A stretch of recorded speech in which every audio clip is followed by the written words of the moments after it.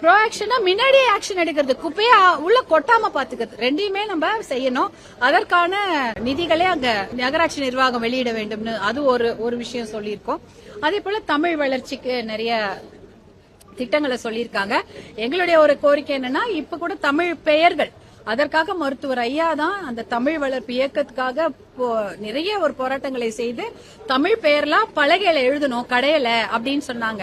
அந்த தமிழ் பெயர்களை எழுதுவதை திருப்பி ஊக்குவிக்கணும். ஏன்னா இப்பயும் பாத்தீங்கன்னா இல்ல. அதே சமயம் நிறைய வெளியூர்ல இருந்து வரக்கூடிய தமிழர்கள் நம்ம கிட்ட கேக்குறது என்னன்னா, நீங்க என்ன இங்கிலீஷ் பேரையா தமிழ்ல எழுதி வைக்கிறீங்க அப்படின்றாங்க. நீங்க ஏதாவது ஒரு கடை பேருனா ட்ரேடர்ஸ் அப்படின்னா தமிழ்ல ட்ரேடர்ஸ் எழுதுறீங்களே தவிர அதற்கான தமிழாக்கத்தை நீங்க எழுதுனாதானே அப்ப மக்களுக்கு தமிழ்ல இருக்கக்கூடிய புதிய புதிய வார்த்தைகள் புரியும்னு சொல்லுவாங்க. அதனால அதையெல்லாம் ஊக்குவிக்க வேண்டும் என்ற ஒரு விஷயத்தையும் சொல்லியிருக்கோம். அதே சமயம் உயர்கல்வித்துறை பள்ளி கல்வித்துறையில ஏகப்பட்ட கேஸ், ஏகப்பட்ட ஜீவோ, எந்த ஜீவோ போட்டாலுமே வேலை கொடுக்க கூடாதுன்னு ஜீவோ, அவர்களுக்கு இன்னொரு ஜீவோ போட்டீங்கன்னா அவங்களுக்கு உயர் பதவி வழங்கக்கூடாதுன்னு ஒரு ஜீவோ, இன்னொரு ஜீவோ பாத்தீங்கன்னா அவங்களுக்கு சம்பளத்தை ஏத்தக்கூடாதுன்னு ஜீவோ எல்லாமே எதுக்கு? பள்ளிக்கூடத்திலயும் கல்வியிலயோ எக்ஸாம், ஒரு எக்ஸாம் பத்தாம 4 எக்ஸாம். அப்போ எப்படி ஆசிரியர்களோ இல்ல அங்க பணியாற்றக்கூடிய விரிவுரையாளர்களோ எப்படி பணி செய்வாங்க? அந்த ஆபீஸ் ஸ்டாஃப் இருக்காங்க பாருங்க, அதுக்கே பெரிய வேலை இருக்கு. கல்வி கூடன்னா நம்ம வெறும் ஆசிரியர்கள் நினைக்கிறோம். ஆனா அங்க உட்கார்ந்து செய்யக்கூடிய தட்டச்சு பண்றவங்க, ஆபீஸ் ஸ்டாஃப், அதுவும் அரசு பணிதான். அவங்களுக்கும் நிறைய குறைகள் இருக்கிறது. அதே போல அங்கன்வாடியா இருக்கட்டும், அதே சமயம் இந்த குழந்தைங்களை பாத்துக்கக்கூடிய சின்ன குழந்தைங்க இப்பெல்லாம் எல்லாருக்குமே எல்கேஜி யூகேஜில குழந்தைங்களை சேர்க்கணும்னு விருப்பப்படுறாங்க. அதனால தனியார் பள்ளிக்கூடங்களை போறாங்க. அரசு பள்ளிக்கூடங்கள் சில இடத்துல இதே போல அதாவது ஆரம்ப கல்விக்கு முன்னாடி ஒரு கல்வி கொடுக்கறாங்க. அதற்கான கூட ஆசிரியர்களை தேர்வு பண்ணிருக்காங்க. பட் அவங்களுக்கும் நிறைய கோரிக்கைகள் இருக்கு. இப்படி நிறைய கோரிக்கைகள் ஆசிரியர்களுக்கு, ஆசிரியர்கள் அல்லாத கல்வித்துறையை சேர்ந்தவர்களுக்கு இருக்கிறது. அதையெல்லாம் நிவர்த்தி பண்ண வேண்டும் என்றுதான் நாங்க இன்னைக்கு காலையில மானிய கோரிக்கையில பேசினோம். எங்களுடைய இன்னொரு விஷயம் என்னன்னா, தமிழ் பெயர்களை குழந்தைங்களுக்கு சூட்டுபவர்களுக்கு மாண்புமிகு முதலமைச்சர்கள் சிறப்பு பரிசு கொடுக்க வேண்டும். ஏன்னா இப்ப எப்படியுமே பிறக்கின்ற குழந்தைகளுக்கு மாண்புமிகு முதலமைச்சர் தங்க மோதிரம் கொடுத்து குழந்தைங்க அவங்க பரிசளிப்பதாக சொல்லி இருக்கிறாங்க. இதுவும் தமிழ் பெயர்கள் வைக்கக்கூடிய பெற்றோர்களுக்கும் குழந்தைங்களுக்கும் இன்னும் ஒரு சிறப்பு பரிசு அறிவித்தால் இன்னும் கூட தமிழ் பெயர்களை ஊக்குவிக்க அது ஒரு திட்டமாக அமையும்னு நாங்க நினைக்கிறோம். நன்றி. இன்றைய தினத்துல மீண்டும் இந்த பேருந்துகள் கட்டணமில்லா பேருந்துகள் அறிவிப்பு, 3 சிலிண்டர்கள் இலவசம், வங்கி கணக்குல வரவேற்கப்படும், இதெல்லாம் சொல்லிக்கிட்டே இருக்காங்க. தமிழ்நாட்டுடைய கடன் அளவு ஒரு பக்கம் ஏறிச்சா இருக்கு, இன்னொரு பக்கம் இந்த திட்டங்களுக்காக செலவு செஞ்சுக்கிட்டே இருக்கிறது. எப்படி பார்க்குது மீண்டும் பாட்டாளி மக்கள் கட்சி? பாட்டாளி மக்கள் கட்சியை பொறுத்த வரைக்கும் மக்களுக்கு தேவையான இலவசங்களை கண்டிப்பா கொடுக்க வேண்டும். அது விவசாயமா இருந்தா இடுபொருள், டிராக்டர் போன்ற விஷயங்களை கண்டிப்பாக விவசாயிகளுக்கு இலவசமாக கொடுக்க வேண்டும். படிப்பு அப்படின்னா அந்த படிப்பு இலவசமாக கொடுக்க வேண்டும். இலவசமே வேண்டாம் பாட்டாளி மக்கள் கட்சி சொல்லவில்லை. கல்வி, மருத்துவம், விவசாயம், தொழில், இது என்ன வேணா, இதுக்காக எவ்வளவு வேணாலும் இலவசங்கள் கொடுக்கலாம்.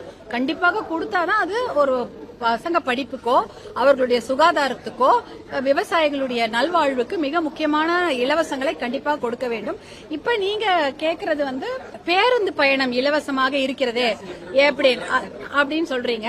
இப்ப இன்றைக்கு இருக்கக்கூடிய கால சூழ்நிலையில அவர்களுக்கு பொருளாதாரம் பெரிய கேள்விக்குறியாக இருக்கு. அவங்களுக்கு பெண்களை பொறுத்த வரைக்கும் அவர்களுக்கு பொருளாதார சுதந்திரம் என்பது கிடையாது. இப்ப 100 நாள் வேலை திட்டத்தை நம்பிதான் இருக்கிறாங்க. அப்படி இருக்கும்பொழுது அவங்களுக்கு இதெல்லாம் வழங்கப்படுவது பெண்களுக்கான ஒரு நல்ல விஷயமா தான் நான் பாக்குறேன். இப்ப பேருந்துல பெண்கள் இப்போ ஒருத்தரை ஒரு இடத்துல அடைச்சு வைக்க கூடாது. அவங்க நல்லா ஃப்ரீயா போயிட்டு வரணும்.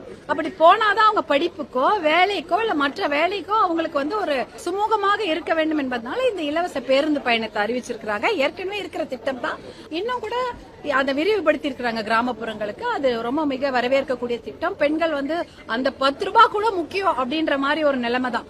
அதனால அவங்களுக்கு அது மிக உபயோகமாக இருக்கு. விமான நிலையம் ரத்து செய்யப்படும் சொல்லிருக்காங்க.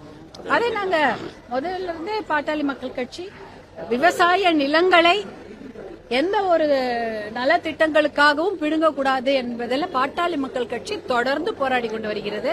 எந்த ஒரு விவசாய நிலங்களையும், அதுவும் 3 போகம் விளையக்கூடிய விவசாய நிலங்கள், அது ஒண்ணுதான் அவங்க வாழ்வாதாரம்.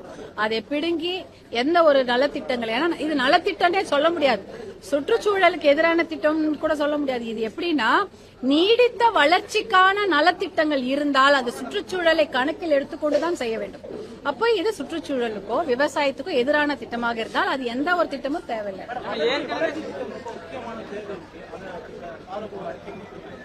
அதிமுக ஆட்சி காலத்துல வந்து 8 வழிச்சாலை அதாவது திமுக கடுமையா எடுத்தது வளர்ச்சி திட்டத்துக்கு எதிராக இருக்காங்க அப்படின்றதெல்லாம் சொல்லலாம். விளைநிலைகள் பாதிக்கப்பட்டு விவசாயிகள் பாதிக்கப்பட்டாங்க அப்படின்னு பரந்தூர் விமான நிலையம் எடுத்ததுக்கு திமுக எதிர்த்துட்டாங்க.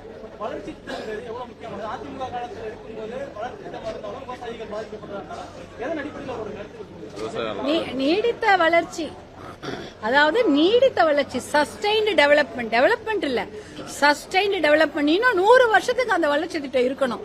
நீங்க ஒரு வளர்ச்சி திட்டம் கொடுத்து ஒருத்தரை வளர்த்துட்டு இன்னும் 2 பேரை சாவடிக்கிறது வளர்ச்சி திட்டம் கிடையாது. அதுதானே, நீங்க வந்து விவசாயிகளுடைய இடங்களை பிடிங்கிட்டீங்கன்னா அந்த விவசாய பெருங்குடிய அவர்களுடைய வாழ்வாதாரத்தை அவர்களை நசுக்கி விட்டு, இல்ல அவங்கள 2 பேர் சாவடிச்சு விட்டுட்டு வேற ஒரு பொருளாதாரத்தை வளர்க்கிறேன்னு சொல்றது எந்த விதத்திலயும் நியாயம் இல்லை இல்லையா? அதனால நீடித்த வளர்ச்சி இருக்கக்கூடிய திட்டங்களுக்கு தான் முன்னுரிமை தரப்பட வேண்டும். அதனால விவசாய நிலங்களை எடுப்பதோ அத விவசாயிகளுக்கு பாதிப்பு ஏற்படக்கூடிய திட்டங்கள் வந்து தேவையில்லை. கல்வித்துறையில பள்ளி கல்வித்துறையில வந்து பல புகார்கள் வந்திருக்கு, செய்திகள் வெளியே வந்திருக்கு. அதாவது அரசு அறிவிக்க வந்து ஒரு அமௌண்ட் வாங்காம அதுக்கு மேல டெவலப் வாங்குறாங்க அப்படின்னு செய்தித்தாள்லயும் வந்துச்சு, ஊடகத்திலயும் வந்துச்சு. இது வரைக்கும் எதுவும் நடவடிக்கை எடுத்துருக்காங்களா? அதை பத்தி உங்களுடைய கருத்து எதனா பகிர்ந்துருக்கீங்களா? உங்களுடைய ஸ்டாண்டர்ட் பள்ளி கல்வித்துறையில நிறைய நான் கூட பள்ளி கல்வித்துறை பத்தி இப்ப சொன்னேனே, ஏகப்பட்ட கேஸ் இருக்கு, நிறைய குற்றச்சாட்டுகள் இருக்கு, நிறைய பிரச்சனைகள் இருக்கு. அதையெல்லாம் களைய வேண்டும். அதற்கு வந்து அமைச்சர்கள் நடவடிக்கை எடுப்பார்கள் என்று உறுதியாக நம்புகின்றனர்.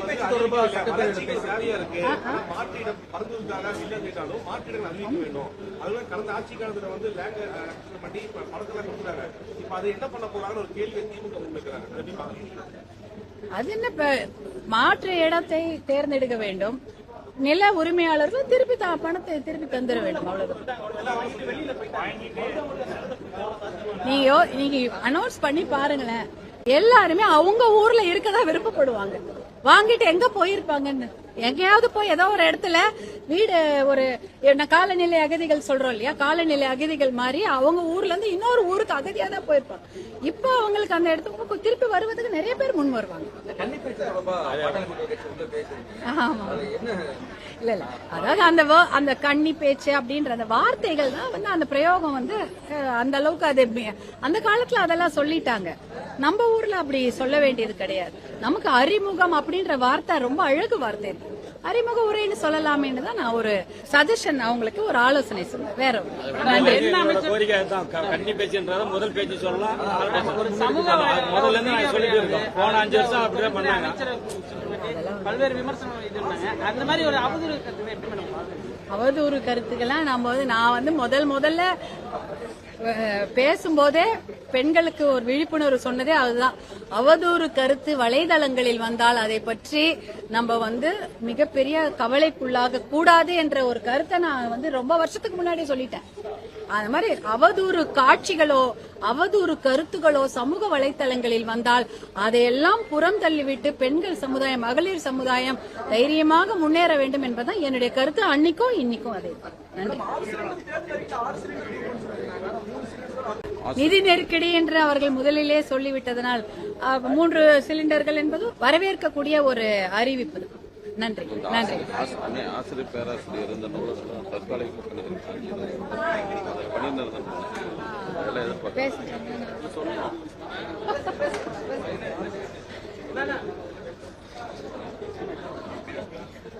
எல்லா கல்வித்துறையில இருக்கக்கூடிய ஆசிரியர்கள் மற்றும் பேராசிரியர்களாக இருக்கட்டும், ஆசிரியர்கள் மற்றும் ஆசிரியர் அல்லாத பள்ளி கல்வித்துறையில் இருக்கக்கூடிய அனைத்து பணியாளர்கள், ஊழியர்கள் எல்லாருக்கும் நிரந்தர பணிகளை வழங்க வேண்டும். தற்காலிக பணி செய்யக்கூடிய அனைவரும் ஒரு 5 வருஷம் தற்காலிக பணி செய்திருந்தா கூட அவர்களுக்கு நிரந்தர பணியை வழங்கி அவர்களுடைய கஷ்டத்தையும் அவங்களுடைய கவலையும் போக்க வேண்டும். ஏன்னா நாளைக்கு அந்த பணி நமக்கு நிரந்தரமா இருக்குமா? அவர்கள் இறந்து விட்டால் கூட அவங்களுக்கு அந்த பணிக்கு அவங்களுடைய வாரிசுதாரருக்கு வேலை இருக்கும், அரசு பணியாக இருந்தால். ஆனா இவங்களுக்கு அந்த ஒரு உறுதி கூட கிடையாது. ஏன்னா அதே போல அவங்க அவங்களுடைய இறந்துட்டாங்கன்னா கூட அவங்களுக்கு காம்பன்சேஷன் சொல்றாங்கல்ல, அந்த மாதிரி விஷயங்கள் கூட தரப்படுகிறதா என்பதை எல்லாம் பார்க்கணும். ஏன்னா தற்காலிக பணியாளர்களுக்கு எந்த விதமான உரிமையுமே கிடையாது. அவங்கள எல்லாரையுமே நிரந்தர நகராட்சி நிர்வாகத்தில் பணி செய்யக்கூடியவர்களா இருக்கட்டும், இல்ல கல்வித்துறையா இருக்கட்டும், எல்லா துறையிலுமே தற்காலிகமாக பணி செய்பவர்கள் அனைவருக்கும் நிரந்தர பணிகளை உருவாக்கி தர வேண்டும்.